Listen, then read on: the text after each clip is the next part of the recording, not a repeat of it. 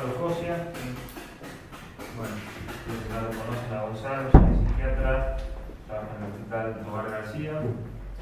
Y nos va a hablar de la esquizofrenia. El título de la clase es Bloiler y la expansión de la esquizofrenia, ¿no? Sí, la expansión o la expansión de la esquizofrenia. Bueno, Gonzalo en otros momentos ha trabajado mucho el tema de la paranoia, que es un tema que de alguna manera se relaciona mucho y supongo que tiene mucho que ver con esto, así que seguramente sea una profundización de algunos de esos temas. Bueno, damos la palabra. Bueno, buen día, gracias por la presencia. En principio discutimos un poco la elección del tema del encuentro de hoy. Se podría decir que tal vez tanto el doctor Rousseau como yo tenemos cierto abono a la nostalgia en el momento que nos tocó trabajar juntos con conceptos de Bloiler y conceptos de Wernicke, respectivamente Spaltung y secunción, para hablar de lo que ha venido a definirse como escisión, como clivaje, como disociación, y que tiene en parte mucho que ver con esta extensión inusual, esta difuminación del concepto de esquizofrenia y cierta tendencia que se advierte al borramiento de las fronteras clínicas y el solapamiento de cierta tipología, tanto del campo de la psicosis como de la neurosis. Para tratar de dar cuenta un poquito de esta breve introducción, se sabe que el término esquizofrenia fue acuñado por el psiquiatra suizo Eugen Bloiler, que en principio aparece en su monografía de 1911, en el cual era parte de un tratado mucho más amplio del doctor Spencer Feinberg, apellido donde aparece cristalizado en formas teóricas un sinnúmero de años en el cual este docente y eminente clínico mantuvo sus vínculos con pacientes en los asilos de Renaud, donde estuvo primero y luego del Urgolsi. Es menester aclarar que el Urgolsi, en el momento en que el doctor Bloiler se transforma en su director, era una especie de foco de radiación en la psiquiatría centroeuropea, en el cual articulaban conocimientos y mutuas referencias intelectuales con otros autores de la época. Llámese Freud en el caso en Viena, llámese los propios colaboradores de Bloiler, como Jung, por ejemplo, en el mismo Urgolsi, llámese también los diálogos que mantiene el autor con quien era en ese momento el representante más sobresaliente de las enfermedades mentales, que era Emil Kraepelin en Alemania. Dicho esto, para ubicarnos en la época, también y en virtud de algunos datos que empleamos acá en el curso, podemos decir que acá estamos en la etapa bisagra del pasaje de lo que se denominó un paradigma de enfermedades mentales a las grandes estructuras psicopatológicas. Esta conceptualización no va a estar ajena a este pasaje, donde de alguna manera va a empezar Bloiler a irrumpir en esa nosografía discontinuista, algunos la tildan de rígida, que tiene la figura de Emil Kraepelin como su principal representante, pero que también en una época donde el despliegue nosográfico no era inhabitual, podemos encontrar otros autores. Así que cuando hablamos de expansión, la idea es que en la misma definición del concepto de esquizofrenia y la incorporación de un concepto psicopatológico de la unidad de Spaltung, Bloiler ya va a empezar a distanciarse de quien fuera quien agrupó a las demencias precoces. En la introducción del libro, de su monografía, le explicita tanto la deuda que mantiene a doble banda, digamos, una con Freud, aduciendo que va a aplicar algunos de sus conceptos psicoanalíticos al campo psicopatológico para enriquecer la demencia precoz, y otro a Kraepelin por ese esfuerzo sistemático, exhaustivo, preciso, de haber descrito entidades morbosas, enfermedades mentales a lo largo de su tratado. Dichas estas explicitaciones y agradeciendo de esta manera, Bleuler, autónomo con su época, va a empezar a sentirse incómodo con la terminología de la demencia precoz. El mismo autor va a aludir a que muchísimos pacientes ni son tan jóvenes en el momento de instauración del cuadro, ni tampoco la velocidad de instauración tiene una celeridad suficiente como para nombrarlos como precoces, y otros, por otra parte, no van a llegar a ese mentado periodo de fervor terminal o embotamiento afectivo o volitivo que tanto pregonaba Kraepelin, pero que le permitía, bajo ese criterio evolutivo, sobre todo en su forma de finalización, agrupar a cuadros tan disímiles como la befrenia, ya descrita por Heckel, como la catatonía, ya descrita por Kalman, como esa gran masa de delirantes y alucinados crónicos que pululaban en los asilos de Europa, a lo cual va a dar el nombre de la forma paranoide. Bleuler va a correrse de esta idea kraepeliniana de buscar el secreto de la enfermedad en sus formas terminales, en virtud de que en ese trayecto se podrían caer algunos síntomas importantes, y va a unar, va a buscar un hilo conductor en base a un concepto que había sido de alguna manera ya esbozado por Freud, la Spaltung, que se puede pensar de diversas maneras, pero también como la división, el concepto que hace la división intrasubjetiva que atañe a cada quien. Él lo va a buscar desde un punto de vista psicopatológico como un concepto capital a la hora de unir este grupo. Y a partir de ahí va a empezar a mencionar que como el Spaltung significa decisión, significa clivaje, significa disociación, y que las demencias no son tales, y tampoco son tan precoces, va a pensar en la necesidad de ubicar un nuevo nombre a este grupo hasta ese momento denominado demencia precoz. Y va a proponer esquizofrenia, de la raíz griega, lo saben, mentir, escindir, frenia, espíritu, mente, y a partir de ahí va a promover una nueva definición, diciendo que se va a llamar, a partir de esto, demencia precoz o esquizofrenia, un grupo de psicosis cuyo curso es a veces crónico, a veces puntuado por ataques intermitentes, que puede detenerse o retroceder en cualquier etapa, y acá ya vemos una mirada una perspectiva un poquito más optimista que la kraepeliniana. Pero igualmente dirá que carece de una completa restitutio ad integrum, y que la enfermedad se caracteriza por un tipo específico de alteración del pensamiento, los sentimientos y la relación con el mundo exterior, y que no aparece a su vez bajo esta forma en ninguna otra entidad.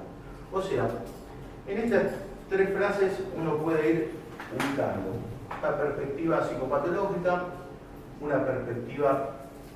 una mirada un tanto más optimista en cuanto a las posibilidades de que hasta ese momento eran designados como dementes precoces, algunas de sus influencias, la Spaltung de Freud, la cuestión de la alteración de las asociaciones, que es una influencia de Jung, vía los test iniciales que fundó Galton y que después luego Jung comenzó a perfeccionar. Y va también en ese momento a ubicar la necesidad del nuevo nombre. Pienso que, como dice Todorov, la renuncia al lenguaje es la confesión de un fracaso, y si a mí me preguntan, es muy contundente el profesor Bleuler a la hora de elegir un nombre al que luego tendrá una notable repercusión en sus conceptualizaciones tanto semiológicas, clínicas, nosográficas, evolutivas y terapéuticas.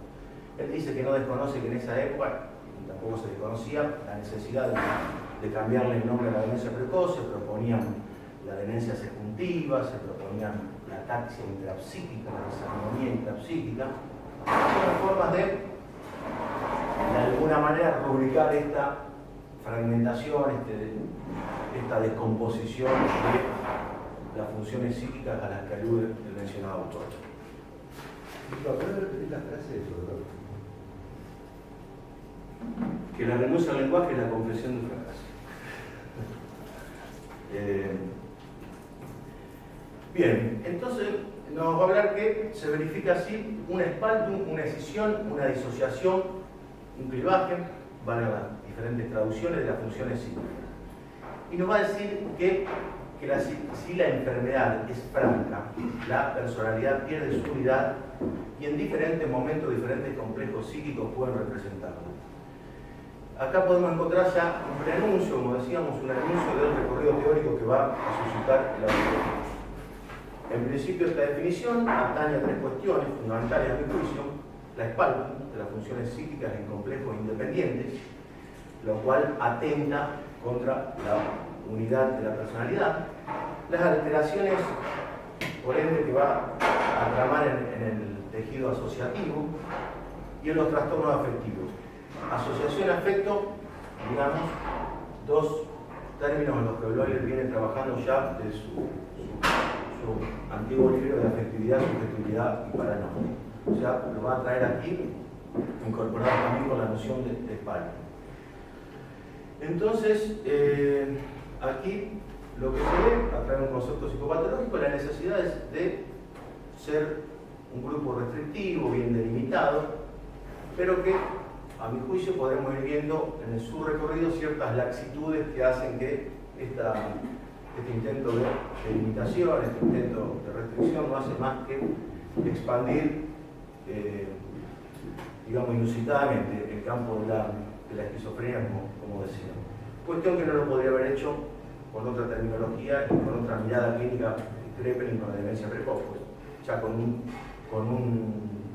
una ausencia de deterioro de agotamiento afectivo volitivo terminal, era imposible pensar a ese cuadro de demencia precoz. No así Bloyer, que al ver formas más leves, más benignas, que si bien nos restituyen ad intum, permiten un retroceso, permiten una detención, permiten fases estacionarias, nos puede pensar en amplificar ese campo, tanto en el mundo de la psicosis como en la neurosis, como podríamos ir viendo. En función de eso, dice que se produce la escisión de las funciones psíquicas, va a tomar la noción también de la escisión de los complejos. Dice que complejo como un término abreviado que designa una serie de representaciones ideicas cargadas afectivamente. Eso es lo que va a tomar Bloyer ya anteriormente en su texto sobre la paranoia, la afectividad y la subjetividad, pero lo vuelve a traer de alguna manera acá. ¿Qué le permite, digamos, esta noción de espaltum, que como veremos más adelante va a tener su vertiente psicopatológica, de conjetura etiopatogénica y también semiológica, no siempre aclarada, pero eso me estoy adelantando, es un paso a posteriori. Decíamos que ¿qué le va a permitir la noción de espaltum? ¿Qué le va a permitir esta definición? Olvidarnos por momentos de la perspectiva de criterios evolutivos, terminales o de deterioro de Kraepelin y empezar a amplificar un poco el campo desde un punto de vista psicopatológico. Y para eso va a fundar dos series de síntomas, que son los fundamentales versus los accesorios. Aclaro acá que me remito más al campo clínico de los fenómenos capturables mediante la observación, mediante el trato con el paciente, que lo que después le va a armar como teoría de los síntomas, dividiéndolo en primario y secundario, que nunca quedan del todo claro cuándo pertenecen al campo de un supuesto proceso orgánico fisiógeno, como dice él, en cuanto a una reactividad psicógena y cuanto a los aspectos psicológicos. Después lo que podemos ir deslindando, que sería, o que podemos proponer, que sería cada uno de estos planos, pero lo voy a remitir acá a los conceptos más clínicos que van a fundar las 4 AES bloyerianas. Él va a decir que en base a la espalda vamos a encontrar los denominados síntomas fundamentales, permanentes, específicos de la enfermedad, los cuales aparecen en todo momento, en todos los casos. ¿Sí?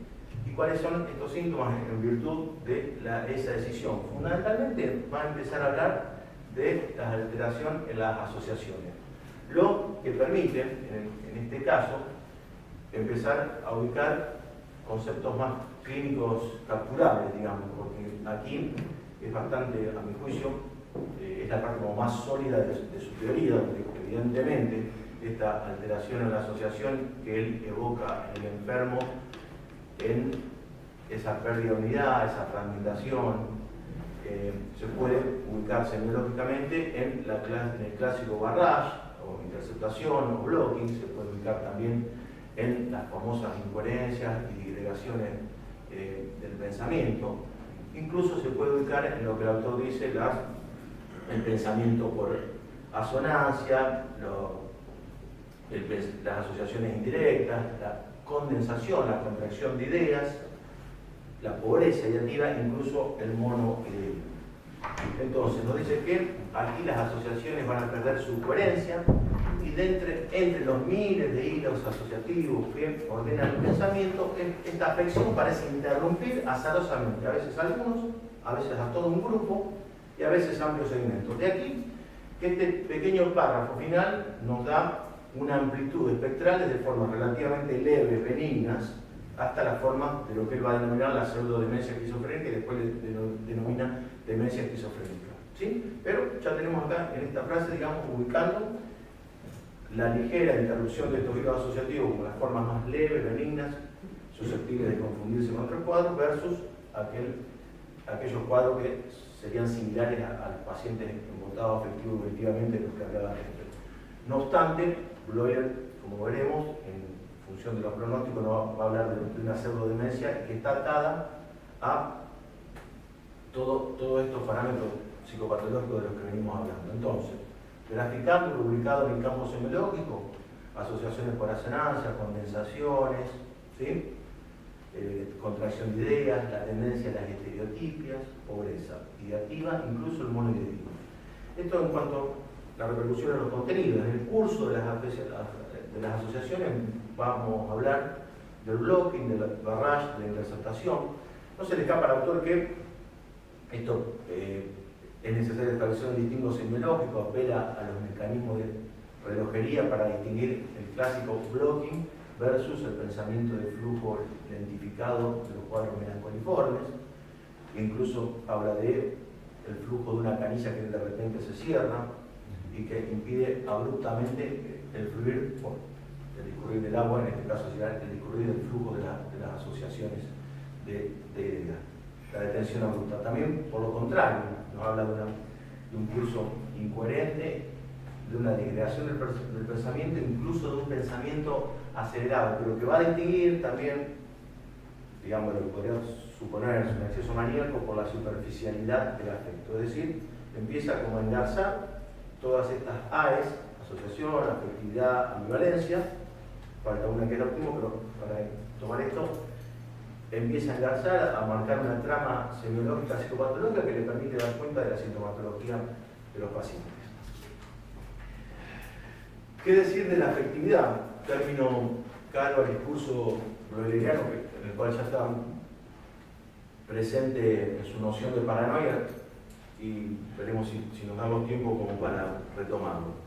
Aquí nuevamente va a estar atravesada por la noción de la escisión, de la disociación, del espalto. Vamos a encontrar aquí el afecto inapropiado, el afecto inadecuado, el afecto descontextualizado, la discordancia ideoafectiva, la paratimia, los estallidos de risas inoportunos, la aparición caprichosa de las emociones, como dice el autor.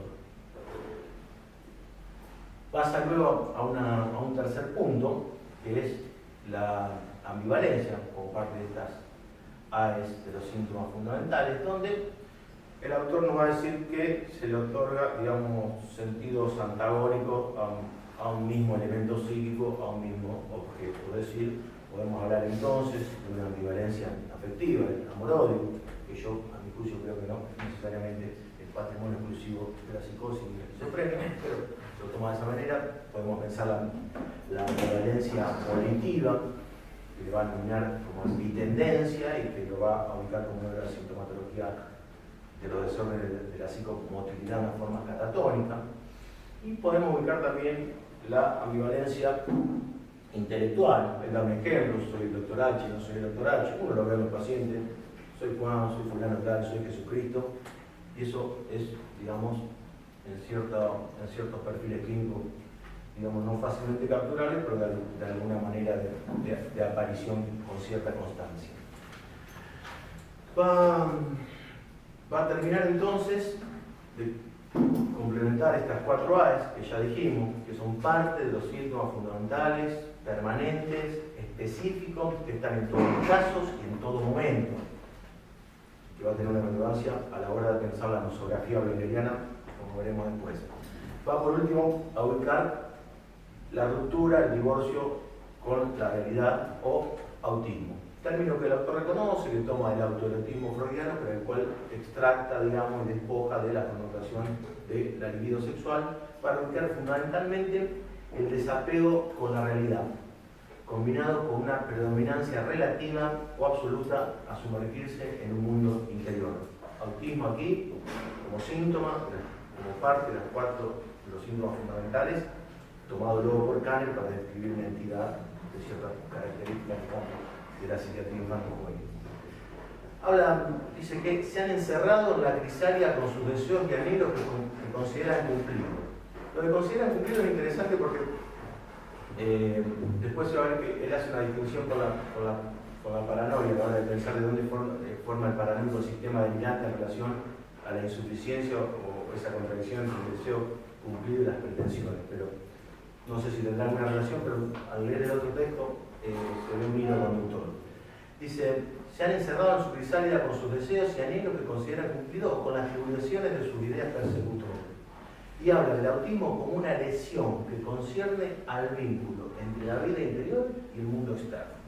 La vida interior, nos dice, adquiere una predominancia morbosa.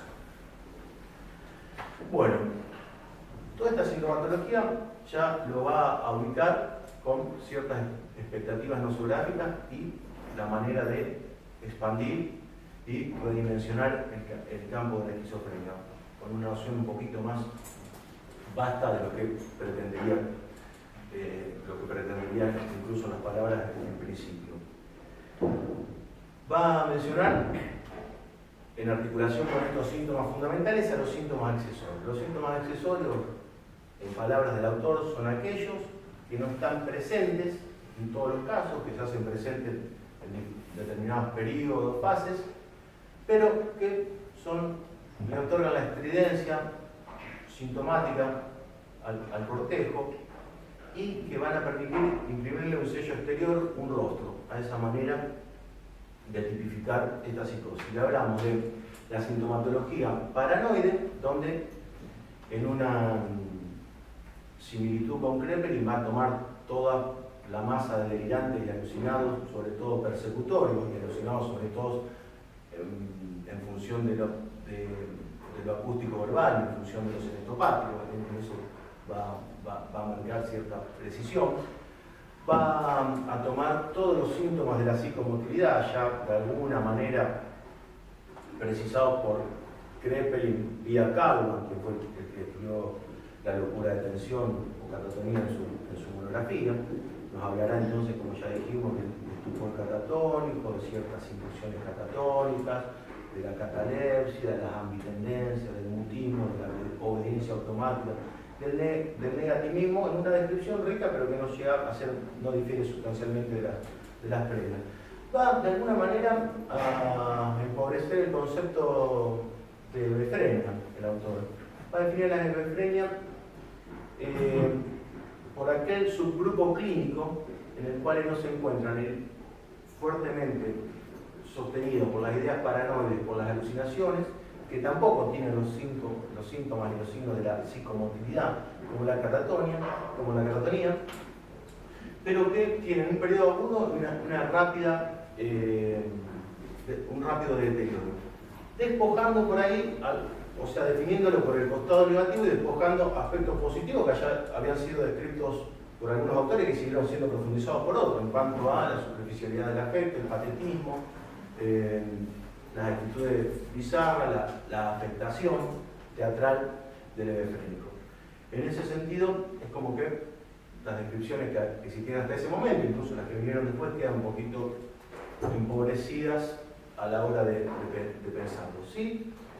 Sigue manteniendo hasta aquí la disposición nosográfica establecida por Kreplin, paranoide, catatónico y hebefrénico, pero, y aquí viene la llave que le permite al Spaltung agregar dos formas fundamentales en estos subgrupos, las cuales van a ser la simple y la latente.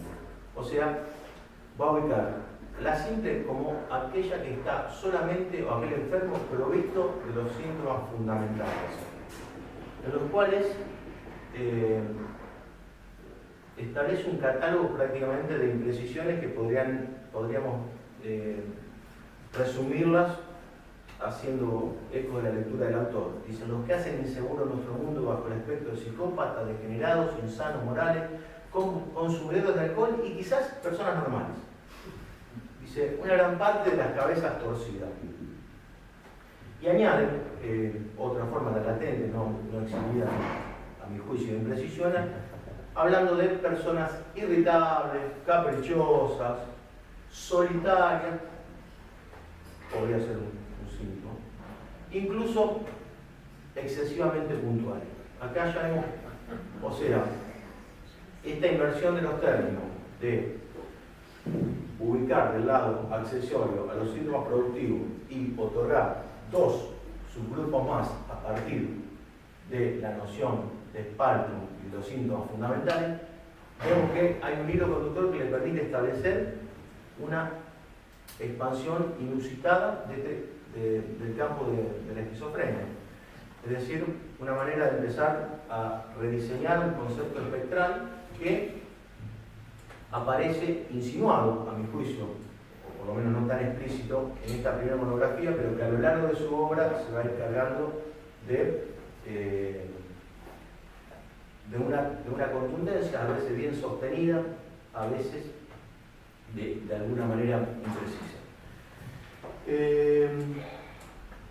Vamos hasta acá entonces.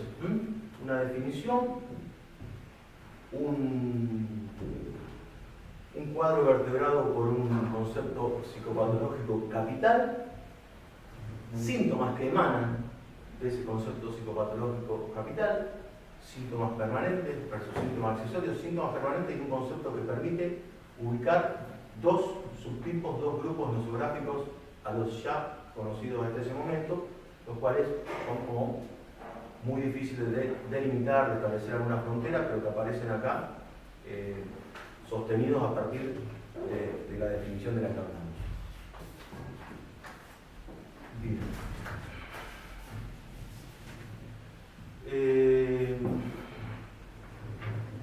¿Qué decir del concepto de Spaltung? Spaltung, el autor lo va a mencionar la teoría de los síntomas, en la cual va él mismo a reconocer que hay un plano semiológico clínico versus un plano hermenéutico, podríamos decir un plano de interpretación psicopatológica, lo cual de aquellos fenómenos no fácilmente asequibles, no fácilmente capturables, no fácilmente abordables por vía de los procesos clínicos y paciente mediante. Por ende, él va después a ubicar la necesidad de una Spaltung primordial, de la cual la Spaltung sería un sucedáneo. Va de todas formas a decir que hay un proceso generador, él habla de un proceso fisiógeno, orgánico, y una reacción del alma o de la psique enferma para explicar sobre todo la sintomatología más estridente. Se puede decir que en esa reacción de la psique enferma implique algunos mecanismos psicógenos en los cuales los deseos, los temores del sujeto aparecen en boga, en donde vuelve a volcar a la locura con un costado humanitario secundario a esa indefensión ante la enfermedad que se viene propuesta por, básicamente por Kreplin, y por lo menos por los autores que representaban el paradigma anterior. Acá, parte de esto podemos inferirlo como ese optimismo terapéutico de Bloyer, por un lado, pero también que le permite, digamos, ensanchar el campo de una manera un tanto oceánica, como sería bien. Hasta acá, preguntas, no sé cómo quieran. ¿Vamos? ¿Bien? Perfecto.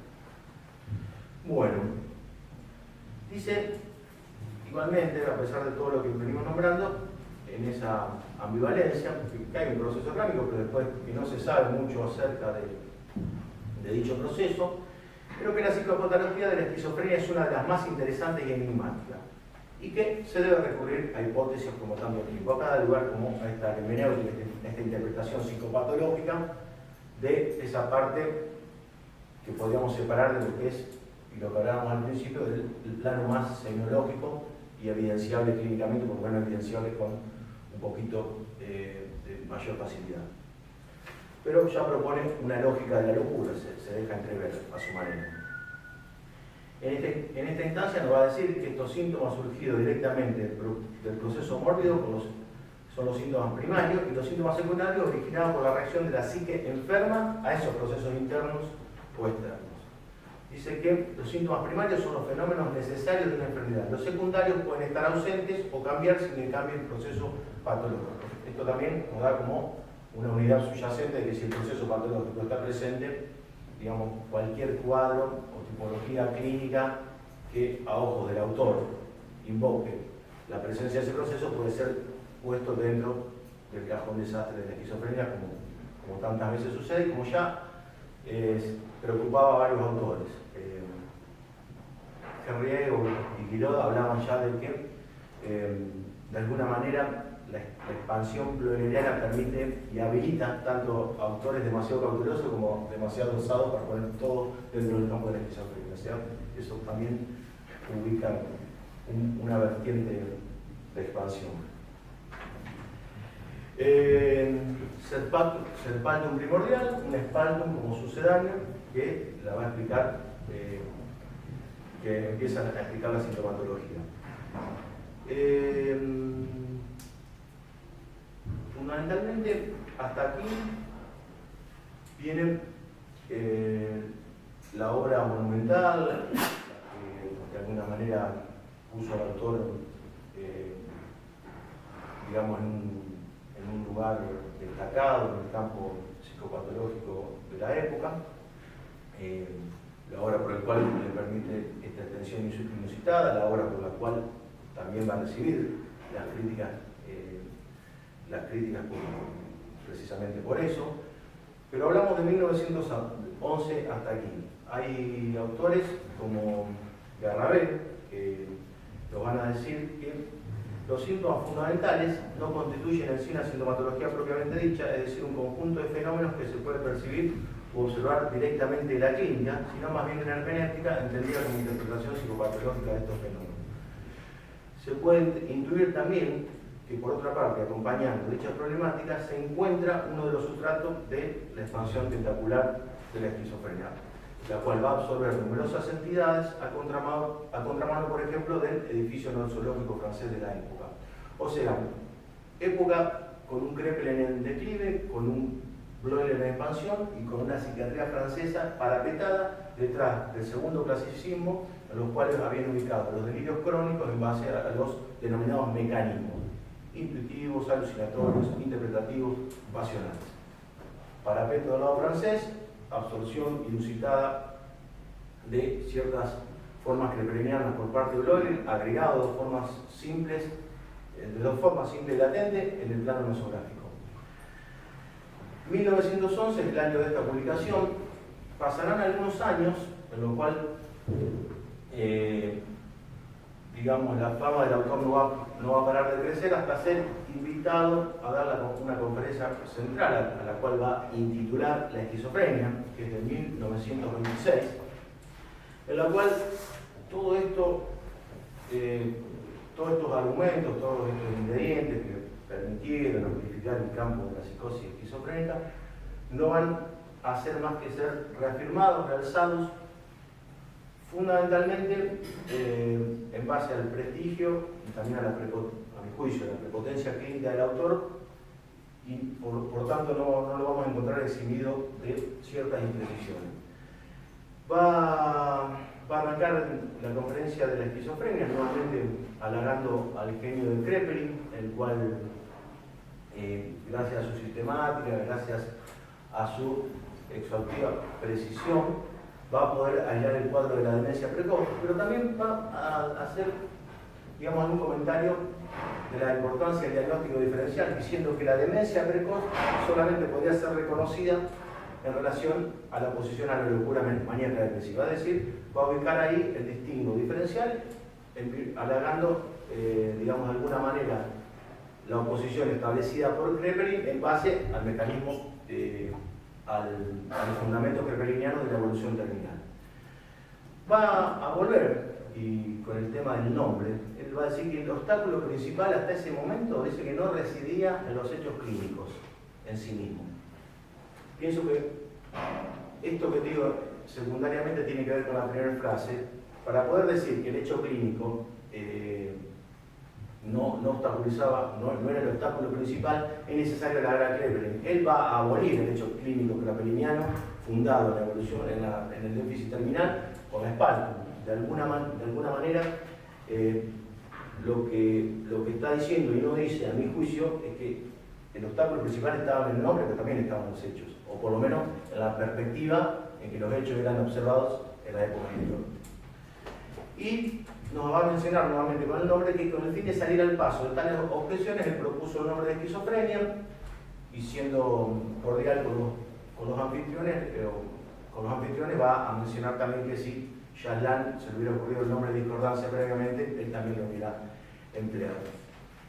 Contrafáctico, razonamiento no lo sabemos. Y aquí voy por allá, podemos ir leyendo, comentando algunos de los, a mi juicio, párrafos príncipes de esa conferencia, sobre todo los que aluden a la expansión tentacular del concepto. En relación a este declive de Kraepelin, sabemos que por influencia, digamos, de las críticas y el intercambio con varios autores, empezó a deslindar del campo de la demencia precoz otros cuadros denominados parafrenias, en las cuales no veían el deterioro o el embotamiento afectivo cognitivo terminal con que terminaban las demencias precoces.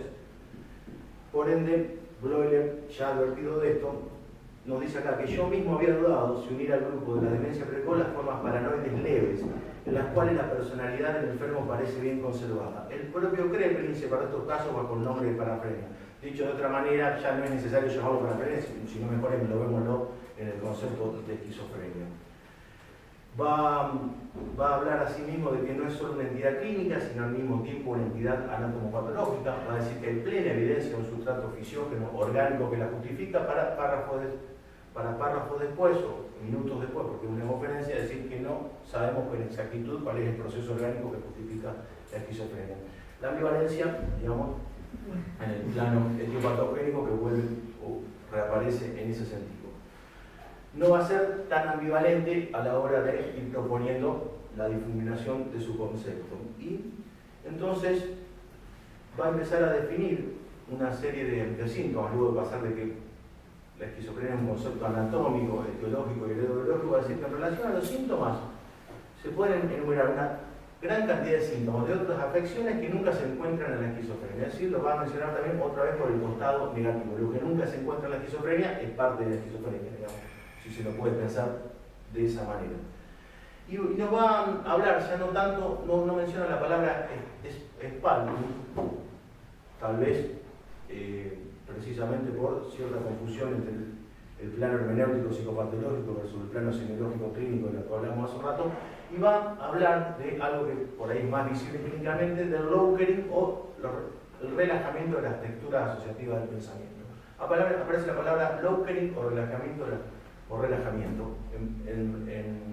supongo en reemplazo de Spaltum. No aparece, por lo menos la traducción que tengo, Spaltum en esta conferencia. Claro, que en el libro del 1911 era un síntoma, ¿no? Era un concepto clave psicopatológico que promovía la determinación de ciertos síntomas fundamentales, sobre todo. Claro.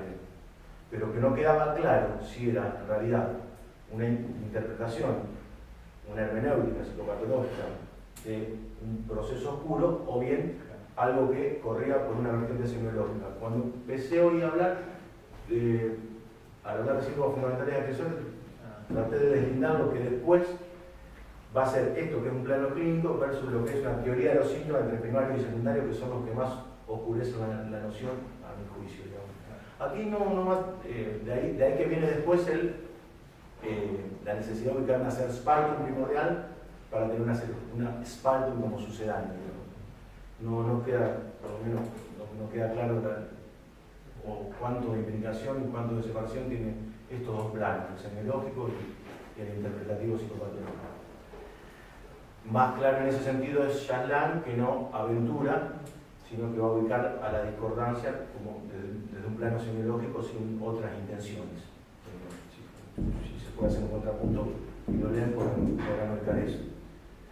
De hecho, en la clínica francesa, según algunos autores, la traducción de spaltum queda como dislocación para sinonimia de spaltum más a nivel psicopatológico y discordancia, tomado Chaslan como para buscarlo en el plano semiológico clínico, el que atañe, digamos, a los fenómenos capturables, observables en el trato complementario.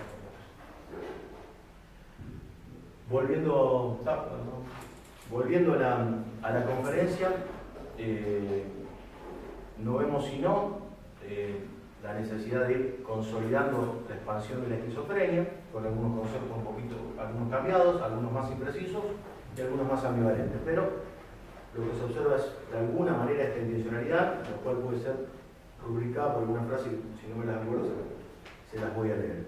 Pero ya tenemos aquí que el propio Kraepelin de alguna manera ya está insinuando la necesidad de englobar el concepto de parafrenia, porque la esquizofrenia efectivamente puede abarcar ese campo de psicosis no tan deteriorantes. Y eso le permite, digamos, imponer forma relativamente benigna, forma relativamente leve en la misma dimensión. Va a hablar entonces de los síntomas. Entonces dijimos que por el lado negativo decía que hay muchísimas entidades que no tienen los síntomas que hay en la esquizofrenia. Va a hablar de la afectividad. Aquí se reitera de alguna manera, pasa del Lowkering asociativo y después hace una similitud en el campo asociativo. Va a hablar de la afectividad, sigue siendo rígida, sigue siendo discordante, sigue siendo ambivalente, sigue siendo inadecuada, descontextualizada, habla de una diadococinesia afectiva. Pero va agregando acá una frase que va intercalando a lo largo de la conferencia, en la cual son todas diferencias de grado y no de naturaleza. O sea, la intención es clara, las tipologías clínicas empiezan como a disolverse en el marco de la esquizofrenia. Grado y no naturaleza. Lo dice ya ubicando el síntoma afectividad. Va a sumar el repliegue autístico con ciertas similitudes a lo que fue su monografía de 1911, pero nos va a hablar de que nosográficamente, en cuanto a los grupos, toda esta unidad, dice, va a estar, digamos, rubricada en esta frase. Tales divergencias no son sino la expresión exterior del mismo proceso fundamental. O sea, un proceso fundamental que agrupa manifestaciones sintomáticas disímiles, con un costado relativamente benigno hasta formas deteriorantes y parademenciales, como bien dice. O sea, grado y no naturaleza, en lo sintomático, en lo nosográfico, en el curso y la evolución nos va a decir exactamente lo mismo. Va a decir que es variable en cuanto a intensidad y en cuanto a gravedad. Y nos dice que grados intermedios que unen formas benignas con las más graves, lo cual no cesa más de amplificar el campo y ubicarnos esto que tantas veces se discute si una neurosis grave, una esquizofrenia leve, si no se tomaría en cuenta un diagnóstico estructural que separe taxativamente neurosis versus psicosis. Ahí vemos también igualmente otro alejamiento de Freud y cierto acercamiento a Kretschmer, como veremos más adelante. Y al hablar de la gravedad variable, de la evolución variable, nos va a decir que la distinción entre formas demenciales y no demenciales trae una diferencia de grado y no de naturaleza. Dice que si el número, acá va a reiterar un poco aquello que decía la monografía, que no es por una destrucción particular, sino más bien que habla de si el número de asociaciones, de alteración en las asociaciones es afectado, si hace ese relajamiento, ese Lowkering asociativo es marcado, y si hay un embotamiento afectivo, la enfermedad adquiere los más grados del embotamiento demencial.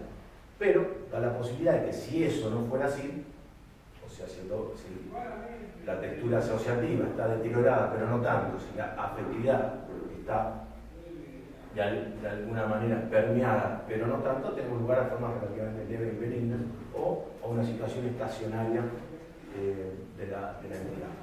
Por lo cual, digamos que los criterios deteriorantes de CRE' son subrepticiamente borrados de plano, además de conceptos psicopatológicos. Y agregan que el intento de separar los casos graves de los benignos ha quedado sobradamente anulado. Y que todos los casos constituyen una misma y única entidad desde un punto de vista clínico, como anatómico, etiológico y heredobiológico. Y nos dice que, como esa etiología, esa evolución y esa sintomatología no se encuentran en otras afecciones, no es posible hacer otra cosa sino que armar con esto una entidad. ¿Sí? O sea, da lugar a una enumeración sintomática, pero que inevitablemente, por las posibilidades de benignidad o de diagnóstico o de pronóstico ominoso, van a caer inexorablemente en ese campo que no ha hecho más que derramarse hacia los costados en función de diluir las fronteras con otro tipo clínico. Dice que, de igual modo, hemos aprendido a reunir en una misma y única entidad los casos graves y los casos benignos. Y remarca que la tendencia a llevar demasiado lejos las clasificaciones de las enfermedades mentales conduce a resultados de una absoluta esterilidad. Como corolario, dice que la esquizofrenia, pues, abarca todos los grados que van sin solución de continuidad desde el estado normal hasta las formas graves de la demencia, de confusión o de catatonía. Es evidente que las formas leves son difíciles de reconocer. Es ahí cuando nos dice que ciertos pacientes considerados sanos, normales por su ambiente, de tanto en tanto emergen con un cuadro similar-alucinatorio, similar-delirante, y que van a denominar a estos cuadros como esquizofrenia latente. Nos va a hablar también, por fuera del campo citótico, que síntomas neurasténicos, síntomas histéricos, síntomas obsesivos pueden encontrarse en el curso de la esquizofrenia. Por eso, o sea, hasta aquí hay diagnóstico diferencial, digamos. Pero lo que revela la intencionalidad del autor es la frase que viene. Por eso dice los casos de comienzo insidioso son confundidos con neurosis, ya dando de plano de que es esquizofrenia y no otra cosa. Hasta acá podemos pensar en un ejercicio de diagnóstico diferencial. Es un poquito más cauto con las verdaderas psicosis orgánicas, lo que se denomina como psicosis orgánica, y nombra al Córsaco, nombra a la parálisis general progresiva, y no claro que conocemos las demencias vasculares y la demencia de Alzheimer, por ejemplo. Pero va a incorporar también cuadros maníacos y melancólicos, de los cuales no se descarta la probabilidad de que no pertenezcan a un proceso esquizofrénico. Hasta acá, manía, melancolía, parafrenia, histeria, neurosis obsesiva, neurastenia. Veremos después qué normalidad. Veremos qué de la paranoia y de qué mecanismos se van. Hasta acá son todos los cuadros o todas las tipologías que agrupan en ese desván, en ese cajón desastre, como dicen algunos, denominado esquizofrenia. Bien, ¿qué de la paranoia?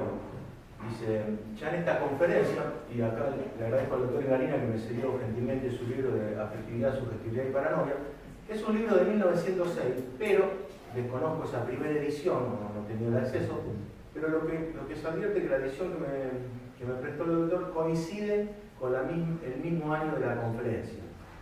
De la conferencia misma, ya el autor va a entronizar en escena algunos otros ingredientes que remedan a cierta referencia intelectual, a cierto intercambio intelectual con el mismo cráneo. Dice que 3 eventualidades son posibles, esto es la conferencia, en el 96, después por ahí podemos aludir un poquito al texto mencionado al libro y veremos que aparecen ciertas similitudes y también la similitud del año. Pero vemos que lo que en un momento... ¿Y en 1926? 26, la conferencia del 26. Es cuando presenta. Francia. Es en Lausana, en Suiza, pero se llamaba Congreso de Alienistas y Neurólogos de Lengua Francesa. Es eso. Es Lausana, Suiza. No es en Francia. No es en Francia, pero digamos la mayor parte. habla De hecho, francés, se dice que no lo tengo claro, pero se dice que la conferencia de él es en francés. Él habla francés en la conferencia.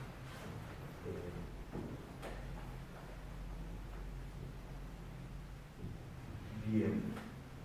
Es el mismo año la conferencia que esta edición de Afectividad, Subjetividad y Paranoia, lo que es un libro de 1906. Sería interesante ubicar los matices que transcurren desde 1906 a 1926, en esos años, que esa primera edición persiste en la segunda, o en esta creo que es la segunda, o cuáles son los cambios que se pueden haber efectuado. Digo, lo dejo al aire, pero hay una coincidencia. Y en esa coincidencia van a aparecer ciertas alusiones a Kresmer, o sea, una manera de empezar, digamos, a darle otro sustento, otro sustrato, otro argumento a esa escena espectral en el diagnóstico que está planteando el autor. Digamos, hasta acá se terminan los criterios evolutivos, viene el espaltum, vienen síntomas fundamentales, síntomas accesorios, eso condiciona un ordenamiento nosográfico que permite agregar los cuadros más, que amplifica mucho más el cuadro, viene una visión, si se lo quiere, mucho más optimista, con posibilidades terapéuticas, pero que a su vez añade al mismo cuadro formas relativamente benignas. ¿Ya? Todos, digamos, argumentos que amplifican la entidad, pero que de alguna manera por lo menos no estaban tan claros en la monografía y que ahora empiezan también a redondearse mediante un vínculo o alguna referencia a Kresmer. Lo que la aparición de estos conceptos ya está en la misma conferencia y nos dice que 3 eventualidades son posibles cuando coexisten en el mismo individuo factores esquizoides y ciclotímicos de orden constitucional. Creo que este texto de Kresmer es de 1922, esto es 4 años después, digamos. Igualmente, de acuerdo a algunos autores, también las influencias eran mutuas entre Bloy y entonces que las 3 posibilidades son la aparición de accesos maníacos depresivos de tinte esquizoide, en este caso dice que no existe ningún proceso esquizofrénico, la aparición de una esquizofrenia que presente algunos síntomas maníacos depresivos, la coexistencia simultánea de las dos afecciones, sean independientes o que uno desencadene a otra. Esto remedia un poquito, por lo menos estas últimas dos posibilidades, a lo que hoy se denomina como esquizofrenia. De ahí la sensación. Sí, un poco de frenia también, que lo dejó de lado. Y acá viene por ahí una frase donde se va a ubicar un poco más nítidamente esta influencia, cuando habla de esta posibilidad. Por ahí la digo un tanto extensa, pero ya me parece menester leerla porque va a ser el agregado de una nueva perspectiva que adiciona a su edificio conceptual, lo cual de alguna manera permite contribuir al blindaje, digamos, por lo menos a solidificarlo en ese punto. Dice que encontramos en los esquizofrénicos, antes de la eclosión manifiesta de la afección, así como en miembros de su familia, particularidades muy manifiestas en la forma de ser, o sea, la herencia, similares a las de los residuos de un acceso esquizofrénico anterior.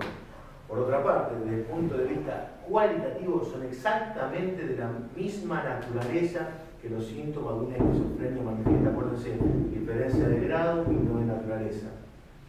Esta última aparece como la exageración de las peculiaridades en cuestión, que no las menciona. Designamos el conjunto de esta característica con el nombre de esquizoidía. Cuando sobrepasa los límites de lo normal, sin que pueda plantearse la existencia de un proceso morboso en vía de evolución, hablamos de esquizopatía, y cuando el proceso cerebral se produce, hablamos de esquizofrenia. Así da este continuo el autor, tomando, digamos, o en alianza con los conceptos kresmerianos. Debe tenerse presente, dice que hay una graduación insensible desde las reacciones esquizotímicas del hombre normal hasta las del esquizofrénico, pasando por la esquizoidía y la esquizopatía. Lo mismo va a decir del campo que atañe a la locura maníaca depresiva, donde hablamos de reacciones sintónicas, cicloides, ciclópatas, directamente psicosis maníaca depresiva, ¿no? Es el mismo continuum cuando cuando primero establece esta división entre esquizoides y cicloides, ¿no?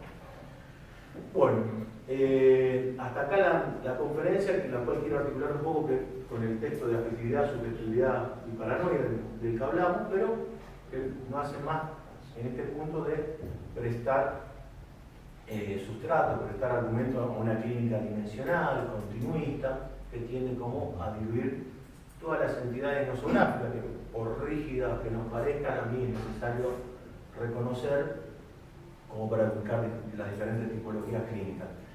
Es digno de destacar que es un autor que establece estas diluciones, habiendo conocido todos los otros cuadros, digamos. No ignora la histeria, no ignora la paranoia, después que no ignora las parafrenias, que su intención sea luego ubicarlo todo en el campo de la esquizofrenia es otra cosa, pero ha transitado con el conocimiento de los distintos diferenciales. Vamos a ver de qué manera se las arregla con la paranoia para intentar ubicar también, hacer caer el último parapeto nosográfico que podía, digamos, oponerse a la esquizofrenia como forma de la locura. Dice que toma esto de lo que hablamos, los tipos de los individuos normales, la división de esquizotímico y ciclotímico de Kremer, los cuales va a hablar y correspondería a las dos constituciones psicopáticas, los esquizoides y los cicloides. Bueno, y le va a dedicar una sección dentro del capítulo de afectividad en este texto, que se llama esquizotimia, esquizopatía, sintonía, ciclotimia, psicopatía. Y va a releer, a reinterpretar, o de alguna manera hacerse eco de Kremer para ubicar, digamos, la noción espectral del campo de esquizofrenia. Pero sobre todo, no sé cómo voy con el tiempo, sobre todo, menos cuarto. traigo todo esto. Por ahí si pones 5 minutos. Bueno, voy a ir rápido con esto, pero lo que quiero decir antes de decirlo rápido, que habíamos de alguna manera deducido cuáles eran los argumentos para ir difuminando los campos nosográficos en relación a parafrenia, histeria, neurosis obsesiva, neurastenia, incluso locura maníaca depresiva, para ver lo que se le torna un tanto más complicado, más duro de roer, que es la paranoia. En ese punto es donde más fuertemente, a mi juicio, apela a conceptos kremerianos, por lo menos, de la índole de la Constitución. Y nos va a decir aquí que, tomando esto, tenemos una suave escala de matices que va de una reacción esquizotímica del individuo medio a través de la esquizoidía, como decíamos. Esto ya es Bloger en este texto. Todavía dentro del campo de la salud, pero notable por su rareza. Bueno, a menester pensar los famosos trastornos esquizotímicos que se dicen hoy día, trastornos esquizoides, ¿no? Algo de esto, digamos, en la parte destinada a la paranoia. Y que en la paranoia el autor nos va a decir que no se produce ningún embrutecimiento, es decir, apela a un criterio, podríamos decir, krepeliniano, que es el embotamiento afectivo cognitivo terminal. Nos va a decir que en la paranoia ese embrutecimiento no se produce, y que tampoco se presenta la transformación del delirio de persecución en delirio de grandeza. El autor acá nos dice, yo no sé si con esto un campo rápido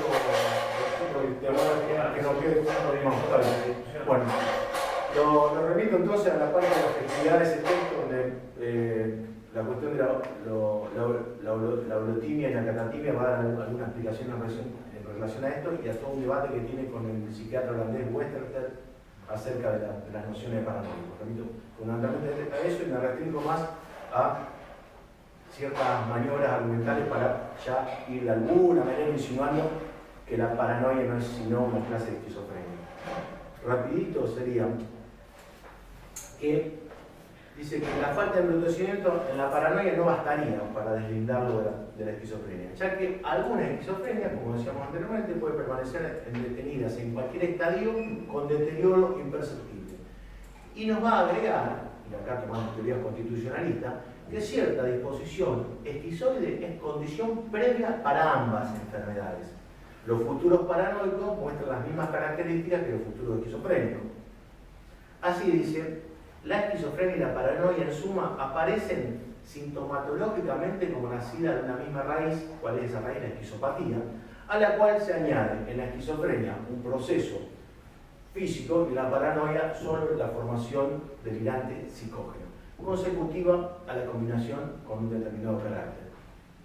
Dicho aquí, se podría entrever cierto delinde, cierta separación, pero la colación nos trae al comentario de un colega de esa época, Kant, a quien no leí, dice que Kant supone que muchos paranoicos genuinos han sufrido precocemente un proceso esquizofrénico que ha dejado ligero defecto, sobre el cual se establece la paranoia. Acto seguido dice, indudablemente Kant tiene la razón. No, Kant sea HN. Entonces nos va a decir, de esta manera va a ubicar, digamos, y a mi juicio, y sería menester por ahí ir más profundamente con este último texto, sobre todo como la dificultad extra para despojar a la paranoia de su pleno sentido, a la paranoia de su tipología clínica estricta, a la hora de difuminar el cuadro, cómo va a apelar, además de las cuestiones de la afectividad, las cuestiones del relajamiento de la textura asociativa, a algunas operaciones argumentales con las nociones constitucionalistas klemerianas, apelando a que la misma raíz, la esquizoidía, es fundamentalmente la base tanto de la paranoia como de la esquizofrenia. Termino esto con dos comentarios que hace el autor, dice, y no dice en relación a esto, pero ¿qué derecho tenemos para separar la paranoia de la esquizofrenia después de que nosotros mismos hemos reducido ciertas formas, o sea, llamemos, que dijimos anteriormente, manía, melancolía, histeria, parafrenia, con más o menos probabilidad a procesos esquizofrénicos, y hemos admitido en los demás una disposición esquizofrénica? Con esto no hace más de aceptar como cierto golpe final a la imposibilidad de ubicar una clínica rupturista, discontinuista, con tipologías clínicas precisas, versus un campo expandido, oceánico, de la noción de esquizofrenia, que me parece que es un debate todavía no zanjado aún en nuestra época. Bueno, esta básicamente es lo que había para decir en base a algunas preguntas que me venían haciendo. Sí, bien.